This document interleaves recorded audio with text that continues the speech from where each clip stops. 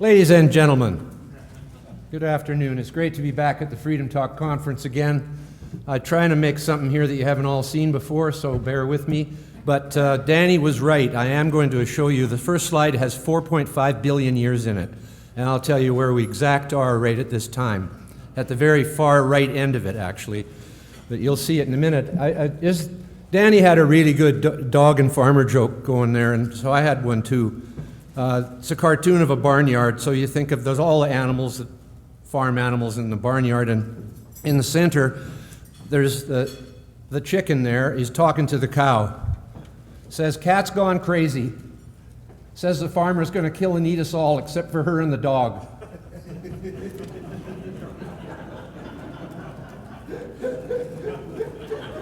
It's all a matter of perspective.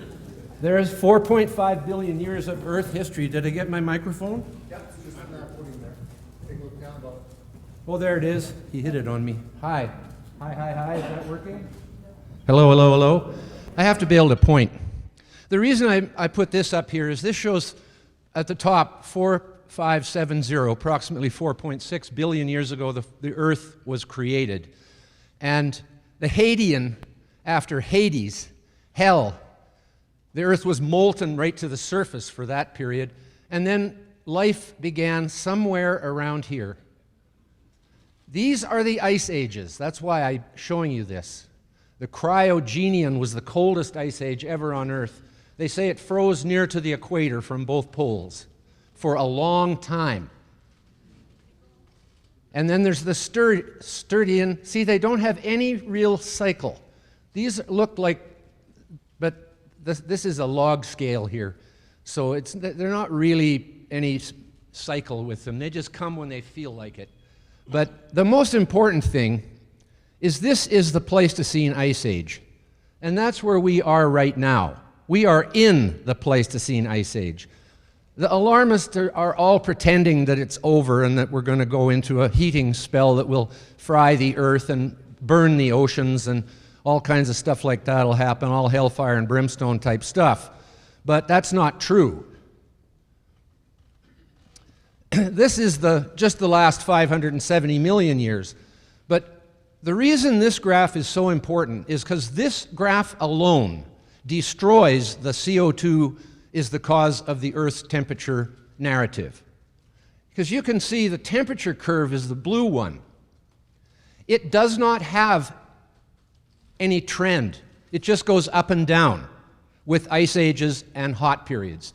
These are what they call the greenhouse ages, when the Earth is forested at the poles and in tropical and subtropical forests all the way to the poles. The equator stays more or less the same temperature during the hot periods, so the Earth is more evenly heated. But in the ice ages, the poles freeze. The tropics remain hot and humid, but the poles freeze. But the CO2, starting from 570 million years ago, this line probably goes back a long ways and much higher concentration than even this 6,000 parts per million that it was when life exploded in the Cambrian explosion of life, when CO2 was 15 times higher than it is now. But you can see there is a pattern of continual downward on the CO2. And there's no way.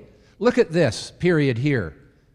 CO2 goes up, temperature comes down. Temperature goes up, CO2 goes down.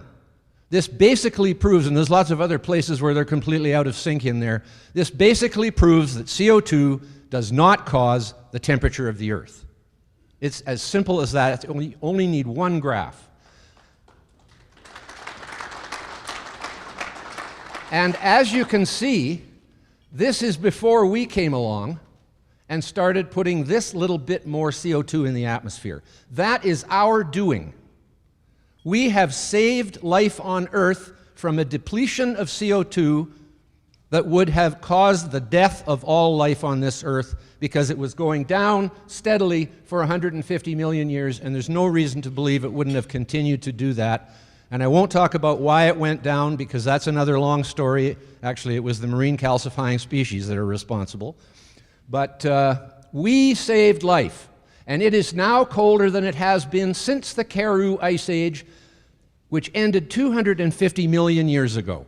It's colder now than any of this time in between then and now. And this shows the last 60 million years, 65 million years. So the dinosaur extinction was here.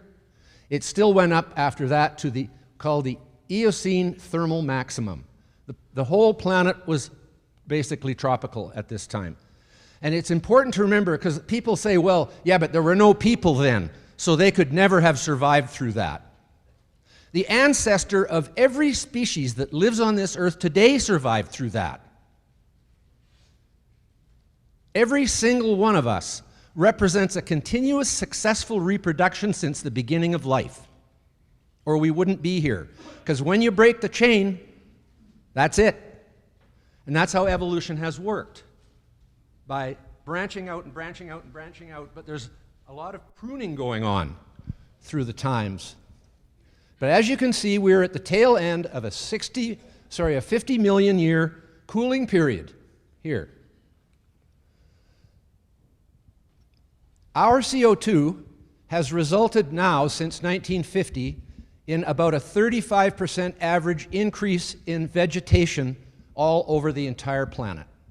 Crops are growing faster, trees are growing faster. This is all documented through actual measurement, not computer models. And that's because of our CO2. So if you look at agricultural production, this year will again be a record grain harvest of rice and wheat and barley and oats and all those things. And the main reason for that is CO2.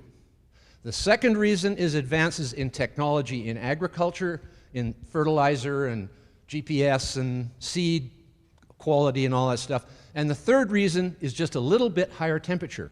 1 degree Celsius increase in temperature allows us to farm 100 kilometers further north in Canada and Russia. Take a strip of 100 kilometers all across Canada and all across Russia. And that's how much more agricultural land we get. And we don't lose any. Actually, the world will probably get wetter as we get slightly warmer, if it continues. But what's going to continue is the greening from the increase in carbon dioxide, right up to 1,000 ppm. It's 415 now. Greenhouses go with 800 to 1,200 as optimum, and that's taking economics into account, because there's diminishing return. Actually, the growth rate will continue all the way up to 2,000 or 3,000 for most plants, but it starts to cost more than you get back for the CO2. Another story that's really big these days is that half the species on Earth are going to go extinct soon because of climate change. Again, this is just completely lunacy. The ancestors of every one of those species lived through the Eocene thermal maximum, and they could live through another one. The only reason there are polar bears is because the ice came. If there, polar bears' existence depends on climate change. That's the only reason they're here, is because the climate changed from warm to cold. And then white became a good camouflage color when they're sneaking up on stuff. That's why, actually, most people don't realize it, but the polar bear is just a variety of grizzly bear, otherwise known as the Eurasian brown bear. They evolved before any bears came to Canada from Eurasia. They evolved on the other side, in the old world. But this is the rate of extinction since 1870. It's gone down by 90% in terms of the number of species going extinct. It's minuscule. It's, as you can see, 3 species went extinct in the year 2000, and we don't have numbers since then because there probably aren't any. This is from National Geographic. Even though this tells a wonderful story, I still canceled my subscription in February of 1999, because that was about the time that National Geographic turned tabloid on us, just like New Scientist and so many of these other publications that were giving true stories before, even maybe sensationalized a bit, but now they actually lie all the time. And this is the number of families of life, like the cat family, the ape family, of which we are proud members, and the dog family, weasel family. So there's right now there's about 1,000 families of life. Of the 1.6 million species, they all fit into one of those 1,000 families. But as you can see, since the beginning of multicellular life, about 500 million years ago, biodiversity has increased And then extinction events have occurred. Increase to more extinction event. Increase even a little bit more. Biggest extinction event in history, the Permian. Up it goes again, but then another one hits, and up it goes again to the dinosaur extinction, which took 17% of families were lost, which is like maybe 80% of species. And then up it goes again. Biodiversity, ever since the beginning of multicellular life, has increased. We are at the highest biodiversity in the history of life right now. And they are saying everything's going extinct. I asked National Geographic editors in a letter, because here it says, scientists warn that humans are driving Earth's sixth mass extinction, among the hardest hit so far, beetles, amphibians, birds, and large mammals. I said, do you know of some whole families of beetles and amphibians and birds and large mammals that have gone extinct? There aren't any. I can assure you that's a lie, right there. That is, anybody who knows biology knows that's a lie. But then I asked them, why does the line turn fuzzy, where it ticks down as if there's some species going extinct there? Why does it turn fuzzy? The letter came back saying, scientists are quite certain this sixth mass extinction will occur. Oh, it's in the future. Oh, it's always in the future, with a computer model involved, right? But what the main information is here, I was testified before the U.S. House Subcommittee on Animals and Fish, and the people from the UN were there saying that half the species will go extinct. They said there's 1.6 million species we know the names of, but that means there's probably 8 million species altogether. So now a million species could go extinct tonight and we wouldn't know that they did. Right? That's their shell game. They actually say that in public. It's just so disgusting, but they do it. Got to get going here. Oh, John Robson, this is the funniest article he ever wrote. Why do all the ugly species have a plague and all the nice ones go extinct? We're going to have a plague of many slimy things. And venomous jellyfish, locusts, cockroaches, rats, super itchy poison ivy. I don't know, that got mixed up there somehow. And you know, there was 2 stories recently. One of them said, pigs are getting skinnier because of climate change. The other one said, horses are getting fatter because of climate change. So let's talk for a minute about population and technology, because that's the sort of guts of my presentation today. People have all kinds of theories about how we could stop the population from growing continuously larger. Education of women is one of them. That's not too easy if the girls have to go to work in the fields when they're 8 years old. So subsistence agriculture, it once required 80% of a country or region's population to do the farming. The king and all his cohorts are in a castle having a good time, but the other 80% are out picking things and planting things and plowing things and getting the food for everybody. And it's toil, drudgery, and poverty is what it is.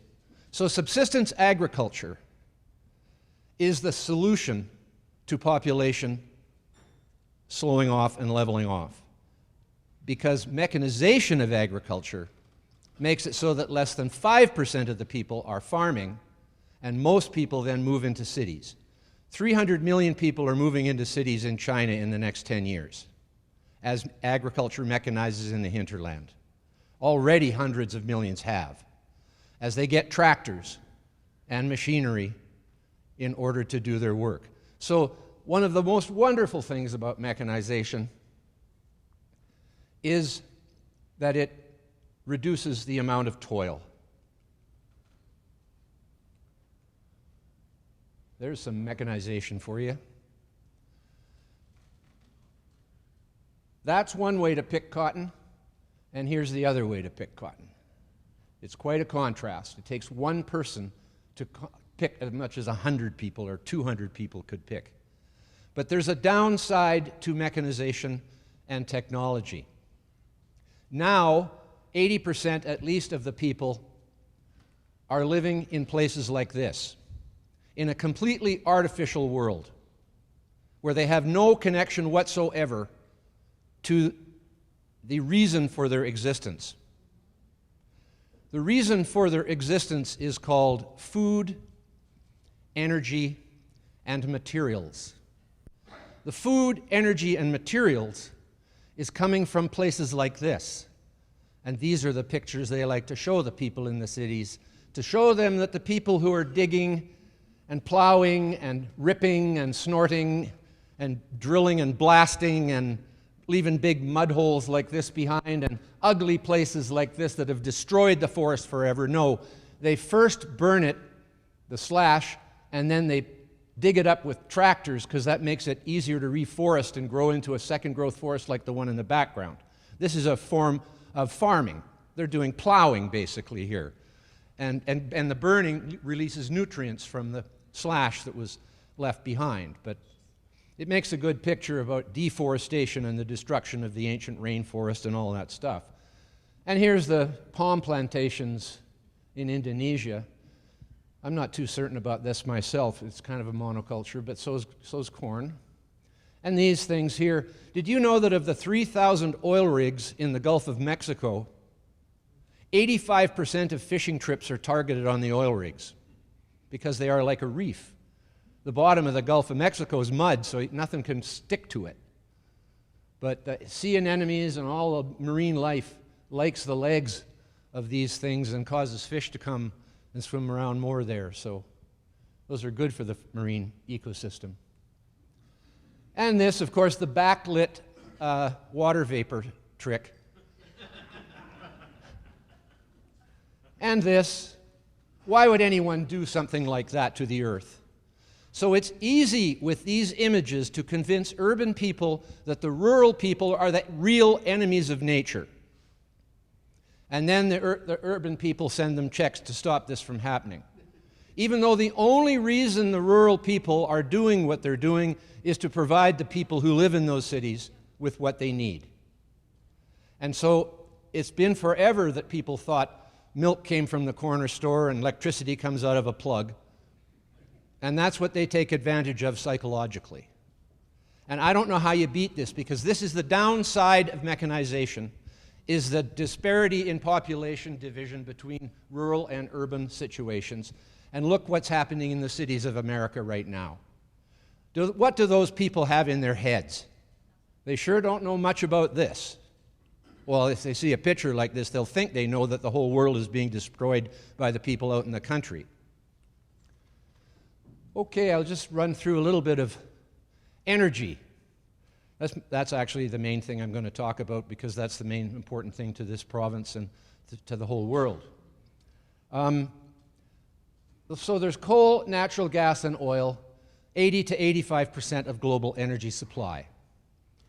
Here is the new renewables, this little yellow one.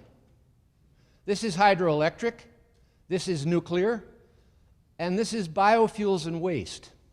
Now, biofuels have been given a bad name, especially that Planet of the Humans movie by Michael Moore's people.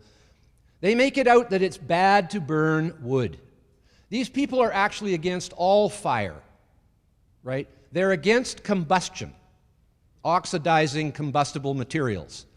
Oil, gas, coal, wood, you name it. Plastic, they don't want anybody to burn that for sure. Don't burn the paper, right? So basically, this is actually a very important sector. It makes more energy than nuclear, twice as much practically than the whole of the 400 nuclear energy plants in the world. And we're going to talk about that. Because just to say this, if you're growing forests sustainably and replanting them and keeping them in healthy state with lots of wildlife and birds, because foresters don't mind wildlife and birds. Farmers don't like them much because they eat the crop and all that. So farmers don't create an environment for wildlife particularly, or weeds. But forestry provides an environment for weeds and wildlife. And so it doesn't matter what you do with the wood if you're doing it sustainably. If you need wood for energy, it's not worse than using it for building a house. It's the same thing. You're growing the trees sustainably. So don't fall into the trap of thinking that using trees for energy is evil, because it isn't, as long as they're grown sustainably.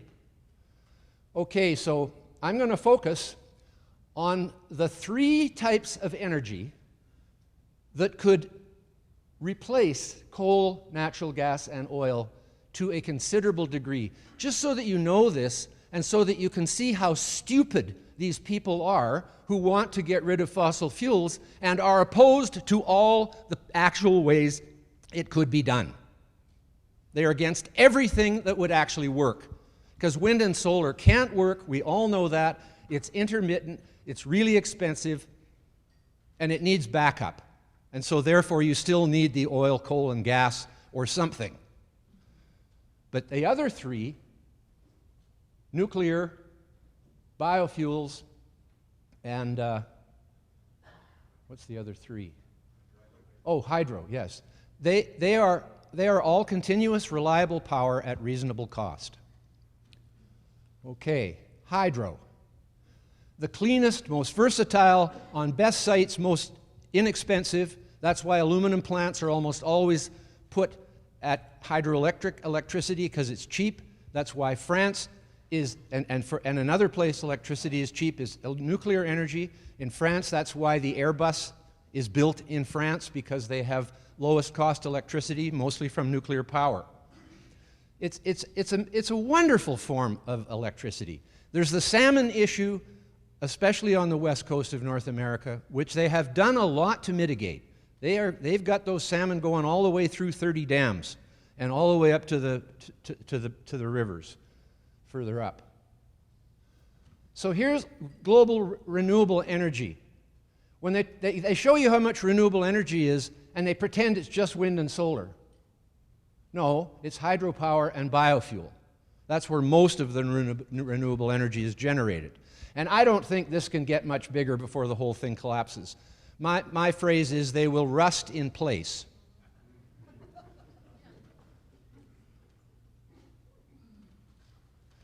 Okay, the first thing I'll talk about is biofuel. This is biofuel. So there are 3 main categories: paper, wood, and plastic. All of these are of life origin. They were all created by the sun and by plants and plankton. So they're not something that was in the earth.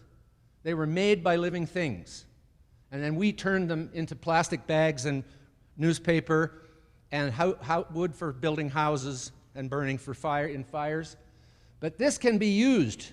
So all of the non-recyclable and non-reusable wood, paper, and plastic should be going to energy plants to make electricity, heat, or electricity and heat, or also to disassociate water into hydrogen and oxygen, or to desalinate seawater and make it fresh. This is the technology. It is state-of-the-art. First you reduce, reuse, and recycle. Then you take the stuff that can't be done with that and put it in here. And out comes landfill, metals, aggregate, electricity, and desalinization, and water vapor, and CO2. Here's one in Russia. They're all over the world, actually. This is the only way they do things in Europe and Japan, where the land is too expensive for landfills. We're throwing all our garbage in these huge piles in landfills when they could be being burned for energy. If you go into the airport in the Twin Cities, you will see trash cans with energy from waste written on them.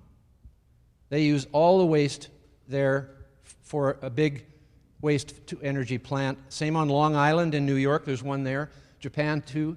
Okay, that's biomass. It's a really important element of the future. It could displace a lot of oil and save oil for the future. This is a Korean installation. There are 8 nuclear plants on this site, South Korea, and they get a good percentage of their electricity, 35% or something like that, from nuclear. What I'm going to tell you now is that nuclear energy could displace most of the fossil fuels. There's technology for everything. Here's the nuclear units under construction and planned worldwide. China has 23 under construction, I think more now. This is a little old, but there's nothing newer that I could find. Russia 11, India 4. This is bigger now. These 3 countries are all moving forward quickly with nuclear plant construction. The United States is building 1 nuclear plant. Canada isn't on the list. and these are a few others. But there is a resurgence coming. 61 units are under construction in the world. Russia has become the #1 in nuclear technology, partly because of this. This is the BN 800 fast neutron reactor. I could talk for about 6 hours about uranium and reactors, but I'll just try and get it in a nutshell. The uranium we mine from the ground is made of 2 isotopes, 235 and 238. 235 is the only fissionable isotope in the world. There's no other isotope that can be made into a nuclear reaction as it is. Natural uranium is 0.7% uranium-235 and 99.3% uranium-238, which is not fissionable. So, on the face of it, it's useless. But all that uranium-238 can be burned in a fast neutron reactor. And this is the most leading example of a commercial fast neutron reactor on Caspian Lake in Russia. There's a BN 600 and they're building a BN 1200 now. They are proving this technology. This is in commercial operation since 2016. So that means we have made our uranium able to produce nearly 100 times as much energy as we could with the conventional reactors, which can only burn 235. You see, when you burn the 235, it's got a lot of 238 around it. That 238 is converted in the reactor into plutonium-239. You've probably all heard of plutonium. Plutonium is a fissionable isotope. So we can turn all of the non-fissile 238 into plutonium-239, which is fissile. It's like the loaves and fishes, where Jesus turned 1 fish and 1 loaf of bread to feed a multitude. It's a miracle, because the only fissionable isotope was that 0.7% of the uranium. Then there's thorium. It is also not fissile. But if you put it into a normal nuclear reactor, it turns into uranium-233, which is fissile. So we have enough nuclear fuel for at least hundreds of thousands, possibly millions of years. You might as well call it renewable. It certainly is sustainable. Those are two different things, two different concepts, which the city of Regina failed to notice when they called for their city conference on everything in the city was going to be renewable. And I thought that meant they had to stop using asphalt and concrete. This is the Russian BN 800 on the Caspian Sea. Okay, going back to that. We could be making nearly all our electricity from nuclear and hydroelectric. Hydroelectric already provides a good chunk of it, but we could make the rest of it with nuclear. That would eliminate coal and gas from making electricity if we did that. And it's reliable, safe, and cost competitive. And doesn't take up much space like wind and solar does, etc. Now, transportation on ships. Shipping, large shipping. Nuclear-powered aircraft carrier. The entire Russian icebreaker fleet is nuclear-powered. Nuclear-powered boats that go underwater for 2 months at a time. The nuclear-powered merchant ship, Savannah, which didn't work because the anti-nuclear movement killed it. All large shipping across the oceans could be done with nuclear-powered ships. There's no problem with doing that. We know how to do it. So all the ships could be nuclear-powered. That would save a lot of oil. Hydrogen-fueled transport. Now, this is the toughest nut to crack, of course, because it's very difficult to figure out how to replace fossil fuels in transport. But we know how, and with new technologies of nuclear coming on, that can actually disassociate water into hydrogen and nuclear directly with heat, into hydrogen and oxygen directly with heat, not with electricity. Thermodynamic separation of water. It can happen at 900 degrees Celsius. We know how to make 900 degrees Celsius in a nuclear reactor. So this is a new company, Nikola. They have about 3 different sizes of freight trucks, and they make a pickup too. And they are rolling these out, and they are building hydrogen facilities, hydrogen fueling facilities on certain routes. Of course, at the beginning, like with Tesla, you only have a few routes, but then eventually you have a lot of routes. And this can power this will be able to power the biggest freight trucks. It takes a big bunch of air, hydrogen takes up a lot more space than diesel oil does, but you can do it. And that could replace virtually all transport fuel. Thank you. What a wonderful world. That's it.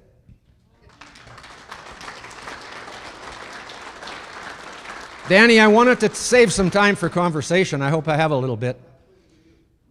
I just tried to do a nutshell today, but I think it's important for you to understand what a bunch of nut bars these people are. Because at least Schellenberger's come over. Well, he was always for nuclear, but now he's stopped being an alarmist on the climate thing. I'm sure there's going to be a wave of that. There has to be. They've gone so far to the loony, nutty stage of AOC and the world coming to an end, and this little girl in Sweden, listening to 14-year-old girls about the most complex scientific subject in the whole world. She's angry. Yeah, I said Greta Thunberg was only right about one thing, and that was she should be in school. Yeah. But in any event, do we have any questions? Yeah, Tom Flanagan, you get to go first. The mic's right behind you. Chris will bring you the mic. Yeah, Patrick, could you talk about the long term for hydroelectric power, because reservoirs silt up, and is this hydropower, is that kind of, in the big picture, kind of a transitional thing that can go for a few hundred years, or what will happen to all these big reservoirs and dams in a longer time frame? Well, with some of them that silt up in 200 years, say, it may be necessary to remove them or part of them and let the river wash the silt out over time, because it would. So you can think of reusing them by letting nature clean them out. A lot of them don't have a huge amount of silt coming into them. And in many cases, like some of the ones that go back for 100 miles, it'll take a long time for the silt to get to the dam, because it settles out way back there. But it does reduce the volume of the reservoir. Every time you get a cubic kilometer of silt coming in, you reduce lose it. But that's another place, Patrick, where modern agriculture has certainly helped that as well, because the modern no-till agriculture there's not nearly as much silt going down and into the river. So there's a lot of things that, like agriculture has been part and parcel of the fact that we're gone from feeding 1 billion people to however many billion we now have. Does anybody know of a large dam that has had to stop producing because it was silted right up to the top? Yes?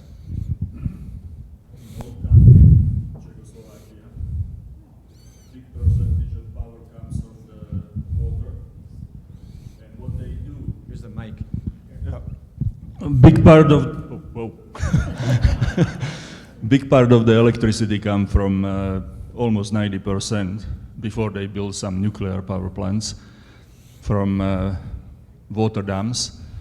And what they do is, since they have lots of them along the river, when one will fill up with silt, they drain it. Draining it makes electricity, right? Yes. The water is flowing. When it's drained, they dredge the silt and use it on the fields as a fertilizer. Really? Silt is the dirt.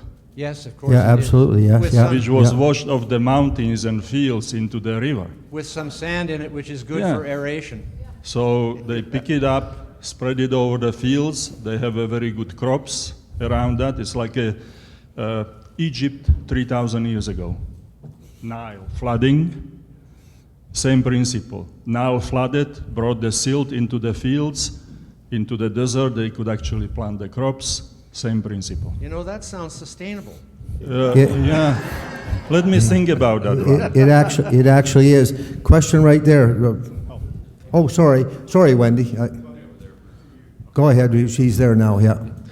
We'll get to you next, Wendy. Yeah. Was just wondering if you could speak to. I know heard some talk out in Saskatchewan with Gormley talking about the micro nuclear generation of power that could be put in different areas. Would that be some of these BN, the 6,000 that you'd been talking about, or where are these micro plants that are good for maybe a small city or municipalities. Can you speak to that, or where those might be coming from?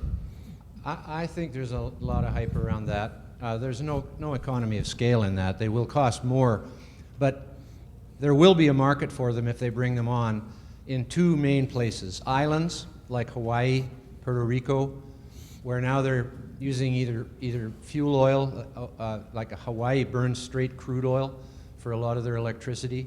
There's where the windmills did rust in place. They've got a whole wind farm that's just defunct and rusty. Then also in remote northern regions, and any remote region where there's no grid, Russia is actually building nuclear reactors on barges, towing them up to the mouths of the big rivers, Ob, Yenisei, Lena, and those, and taking them down to where there's far northern settlements so that they can supply them instead of diesel electric, which is, Alaska has a lot of diesel electric, and we have some in our north. I'm not sure what towns do. I don't know how Yellowknife gets its electricity. Probably diesel electric. Big diesel electric, and that's expensive. That's like your 50 to 75 cents a kilowatt hour, whereas nuclear can be delivered at fairly normal prices. And these are big towns that Russia's servicing with the nukes. But then they could build a local grid to service the towns that are around that area as well. So yes, there'll be a market for it, but nothing, 1,000 megawatts is the right size for big urban areas and for the grid. Because the grid is pretty interconnected. There's places where it isn't, but it's pretty interconnected. BC and Alberta are connected. You must be connected to Saskatchewan, I guess. I guess there's a break somewhere north of Superior. There's no line going across there. Electricity line? Probably not. So we'd cut it anyways, right? we certainly would put a switch in it anyway for the Wendy. I have a couple of comments. I have been writing my MLAs and MPs about the life cycles of wind turbines and of solar panels. I have suggested to them, because of the toxic nature of recycling solar panels, that we should start actually an orphan well program. In Europe, you may realize that they have passed a law that a solar company that puts solar panels on must be ensured that they remove them and remove the toxic chemicals and minerals. And I think of Solarium going into the desert, their billion-dollar project, and we have sandstorms. God knows where those toxic minerals are. The second comment I have is the farmers in Kansas are doing a great business when they're digging those huge grave sites to put in the fiberglass turbines and bury them. The other question, and I want your thoughts on that, the other thing is I was at the Bay of Fundy. Now, they've tried several big turbines to catch the tide. Now, the tide water is a bit too strong in the bay right now. But I have seen other operations of what they call run-of-river, and I would like to have your comments on run-of-river technology. Thank you. Run-of-river is for people who don't like dams. It's stupid. It dries up in the summer. It rips whole watersheds apart, building roads all through the whole thing. It's made a mess in BC of pristine small watersheds that aren't worth harvesting the electricity from in the first place. So I have no time for that. It really messes things up. And the other thing is that on the word toxic, we all have to remember that the gasoline in the back of our car and the lead in the front of our car is very toxic. And so we're all using toxic substances every day. It's not whether they're toxic or not, it's sort of where they are in relation to your stomach or your face. And the gasoline, as long as it's in your gas tank, it's okay. It can be a problem if you crash and it blows up, of course, and we take those risks. The automobile being about the riskiest thing in our whole lives, and we take that risk because we know it's worth doing. But I'm not sure if it's valid, really. I mean, the bird choppers, that's a valid complaint. They kill 85,000 raptors and 300,000 bats, I think, in the U.S. every year. The Fish and Wildlife Service of the U.S. has a bird morgue. where all the big birds that are killed by the windmills are put into plastic bags and put in a freezer hanging from the ceiling. It's a funny picture. I've got it. I don't show it to you though. But they have a bird morgue. Obama passed a law in his term that wind farms are exempt from the Predatory Bird Killing Act. So they can kill as many predator birds as they want without penalty. But when a few ducks get oil on them in Alberta, there's hell to pay. See, even though you have 10 million ducks here, and the hunters kill 1 million a year or something. It's okay for them to do that, though. Yes. Go ahead, yeah. I'll bite. We talked about hydrogen for presumably rail and for trucking as an alternative fuel and the like. I can't Rail could all be electrified. I can't help but think for just a moment about the last time we tried to use hydrogen to travel through the air. Right. No, there you're using liquid hydrogen and liquid oxygen. That is a very flammable combination. But straight hydrogen is really no different from propane or natural gas in that sense. It has to be put under higher pressure. They're using compressed natural gas in India a lot. A lot of the fueling stations are natural gas stations. And I'm not sure if they've liquefied it or not, but it seemed like it was. It was taking a fairly Got small one here. tank of it. Okay, Nicole, I got you next. To make a I bus- see you now. to I make see a you- bus okay, or I a see you truck now. go. Okay, we got one here, and then we'll be back here. Pardon? Planes, no. You'd have to use either real fossil fuels or biofuels from corn or something. Yeah, artificial kerosene. I don't see how you could use hydrogen for planes, just surface transport. But can you imagine though? I've pointed out how you could replace pretty near all the fossil fuels. Oh, I forgot one point. I should have put that slide in there. Heating and cooling all buildings in the world. That's about 30% of all our energy use. We already can cool our buildings with electricity, but it's not all coming from nuclear power. So if all the electricity was coming from nuclear, we'd cool with air conditioners on electricity and heat with electric baseboard or in-floor electric heating, or make water hot with electric heating and put it in floor like I have in my new house in Comox. Hydronic heating. It's very, very comfortable. It takes a couple days to come up, but once it's up, the house is so humidity control. The houses they build these days, it's amazing. They keep the temperature and the humidity exactly perfect all the time, in every room. And it's just little controls. Amazing.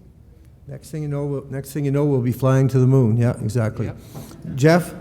Yeah, it's tremendous the progress we've made on the nuclear age and technology as we move things along. But of course, in Alberta and other regions, we're leaders in natural gas extraction and shale, and we're accessing thousands and thousands of TCF. We've got transmission lines. There's only so much capacity there, and it's heavy capital cost. But we've also got thousands and thousands of pipelines that are underutilized in many cases that are natural gas directed. What's your view on using more natural gas, which is clean, green, and abundant not just in North America but elsewhere around the world, either as greater use in transportation or alternative uses? I have always been a fan of fossil fuels, especially when they're burning with good technology, controlling actual pollution, which is, NOx and SOx and stuff like that. The catalytic converter changed everything in vehicles in terms of air pollution. The coal plants have good air pollution on them these days. It's mostly steam coming out of the top and CO2. So we've got the technology to make it healthy to burn fossil fuels.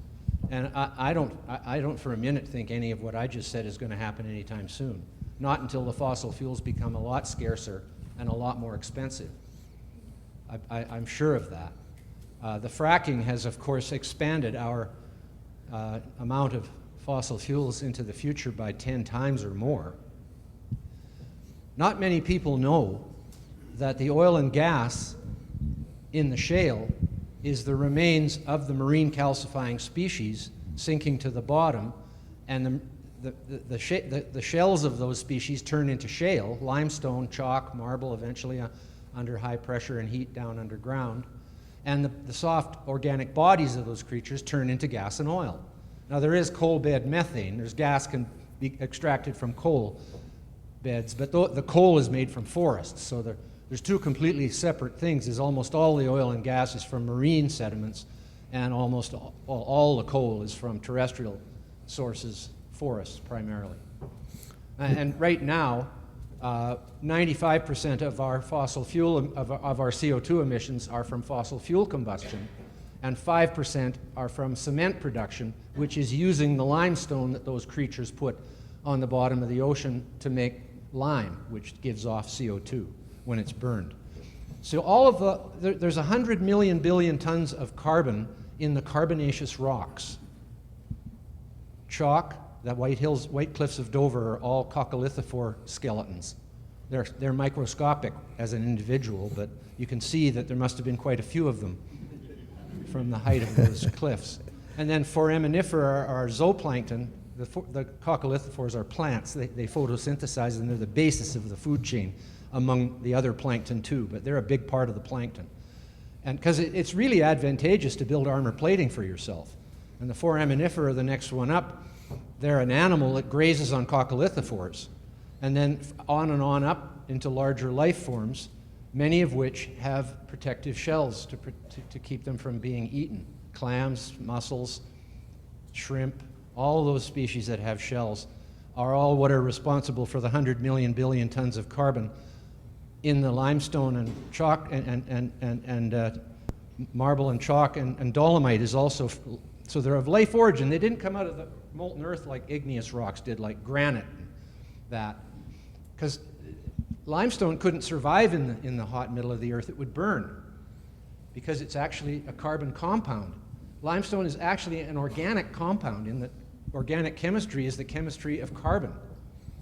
So you could actually call it an organic material, just like fossil fuels are organic, 100%, made with solar energy, 100%, way in the past. So people are really weird that they think it's dirty and bad and horrible came from hell. You know, it actually came from plants and plankton. It was actually only halfway to hell. Yeah, it was only it's only halfway there. We've got one more question there, Patrick. Patrick, I thought maybe we have two questions there. Go ahead. Patrick, you make a great point about carbon dioxide is good. Yes, 100% good. And other than these exotic applications of nuclear power in remote locations, if carbon dioxide is good, why would we go nuclear? Not that I'm against nuclear, but why would we go to the technology of nuclear if carbon dioxide is good? Well, first, we are putting so much carbon dioxide into the atmosphere that even if we put 10% as much, it would still keep going up. We've changed it from 280 to 415, mostly just in the last 50 or 60 years. Which is not, that's like such a blink. And so we don't need to keep putting it in this fast, even to gain the benefits of it in the long term. There's no hurry to get it up to 1,000. But it's going to get there pretty quick at the rate it's going now. But we also don't want to run out of fossil fuels any sooner than we have to. So I would try to figure out what's the balance here between conserving such a precious resource as the fossil fuels, which are, you know, they're very high energy intensive, and oil and gas can flow through pipes. Coal can't do that, but it can be burned in large plants and make lots of electricity on a very small space. And so it's a very precious bunch of stuff. And if you could conserve it and stretch it out longer with another technology that has an infinite amount of fuel for the future, how do we make those choices? And we used to make choices based on economics. How long ago was that stopped? You know? We don't know how to make our choices now. What, on the social cost of carbon is how to make the choice? Carbon is actually a net benefit, and they're saying it's a net negative. You know, and even the greening of the earth, the people in Nassau say, but it's not all good, you know. The extinction of species and the heating of the earth, we're going to have to pay for that. Like, those are all, well, first, none of those are going to happen. In any scenario, there's not going to be a mass extinction, because we care so much about endangered species now that every species that ever begins to get threatened with extinction has a program of recovery developed for it that hundreds of people work on and make sure they don't go extinct. And the polar bears, of course, here's how it works with polar bears. They said they were going extinct, but it turns out they grew from about 6,000 to about 30,000 in the last 30 years. There's at least 30,000 of them. The scientists agree with that, but the environmental groups never tell anybody that. They say, and you know, even the World Wildlife Fund, which is sort of a semi-scientific environmental group, they admit that they've grown to 30,000, but they're going to shrink by 35% in the next 20 years. That's what they say in their official literature. How many of you have heard of the 1973 International Treaty of All Arctic Nations to end the unrestricted hunting of polar bears? A few. They never tell you that in the stories about the polar bears. There was an international treaty signed in '73 because of concern for polar bear numbers. And that has resulted in a booming of polar bear populations all around the Arctic. It's a total lie that there is anything wrong with polar bears. Let me tell you something else. They make it seem as though the more ice there is on the Arctic, the more habitat there is for polar bears. So if there's any shrinkage of the ice, this will be bad for the polar bears. Well, if the Arctic was covered in ice all the time, how would the plankton grow in the sea when the sun can't reach it? If the plankton can't grow in the sea, how would the fish grow in the sea? If the fish can't grow in the sea, how would the seals grow in the sea? If the seals can't grow in the sea, what would the polar bears eat? So the fact of the matter is, it's not about more ice. It's about a balance between open ocean and ice. And the polar bear went through 2 previous interglacial periods that were warmer than this one has ever been. The Eemian, the one before ours, and the one before that has about 6 names, and no one's ever settled on one of them. But the Eemian, so there's been 45 interglacial periods. People think the Ice Age ended when the last glaciation ended. That was the 45th one. 45th, 6th, 7th, when you go right back 2.5 million years, it's a little bit harder to sort out how many there were. And they follow a distinct pattern. For the first 1.5 million years, they followed the 42,000 Milankovitch cycle of the tilt of the Earth changing. Then suddenly they switched to the 100,000-year cycle of the eccentricity of the orbit of the Earth around the sun changing. Nobody knows why. That's called the Pleistocene conundrum. There are many conundrums in climate science, but the Greens ignore them. They don't even know them. They don't want to know them. They don't want to know anything before 1850, actually. That's when the world began for them. Polar bears. Mike, oh, sorry. Go ahead. Okay, Mike. Dr. Moore, so at some point in time, I think I learned that about 180 parts per million, planet's dead of CO2. During the height of the last glaciation, CO2 had been going down continuously, as I said, for 150 million years, and then this ice age came on, and when the oceans get colder, they absorb more CO2. It's funny, air holds more liquids and gases when it's warm, but water holds less when it's warm. It's just a truth. When water warms, it gives off gases. You can tell if you take a glass of tap water out of a fridge that's been in there getting cold, take it out and put it on the counter, little bubbles will form inside on the glass. That's the gas, outgassing of the gases from the warming water. Put it back in the fridge, the bubbles will disappear. The gas will reabsorb. So during the warming and cooling cycles of the glaciation periods and the interglacial periods which marked between them, as the oceans warm, they give off gas. And at the end of the last glaciation, it was at 260 ppm. But at the peak of the last glaciation, it went down to 180 ppm, which is the lowest it's been in the history of the world, since the beginning of the world. It's never been that low. I showed it to you there, where it had gone down to lower than ever before. And I mean ever, because the early Earth was hot and gave off vast amounts of CO2 from the volcanism that was going on then. And it has gradually ended up in the sediments, locked out of the active carbon cycle. Okay, so here's a question. So 180 is 30 ppm above the death of plants. Plants cannot live below 150. So it would not have been very long if we remained in this glacial period, which there's no reason why we won't, because we know CO2 isn't causing the little bit of warming that's happened 1 degree Celsius in 300 years. You know, and I get called misleading for saying the climate has always changed, and it's changing now too, because the people who are saying that are saying it's changing way faster now than it ever has in the history of the Earth. That is just such a lie. There's been big changes in climate, rapid changes in events that occurred that caused rapid cooling mainly, but also some rapid warming. This is not rapid warming, 1% in 300 years. This is just normal warming. It's nothing. And if you put a proper scale on the temperature from 1850 to today, like from, say, minus 20 Celsius up to, say, 40 Celsius, and you put that line across, you can't even see it rising. You have to look really hard to see that it's even gone up if you look at it in relation to normal temperatures on the Earth. But CO2 was going down to where life would end. It would start on the surface with plants.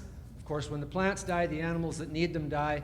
So all of the terrestrial life would die, and the CO2 would now be still at 150, because once they start dying, the decomposition of that life goes back into the atmosphere, and then it's just a downward, downward, downward, downward, and then the oceans would start to die eventually because the CO2 would get too low. That would take much longer. But isn't it amazing that life came from the sea, and life will end in the sea if we hadn't come along? So we are truly the salvation of life on Earth.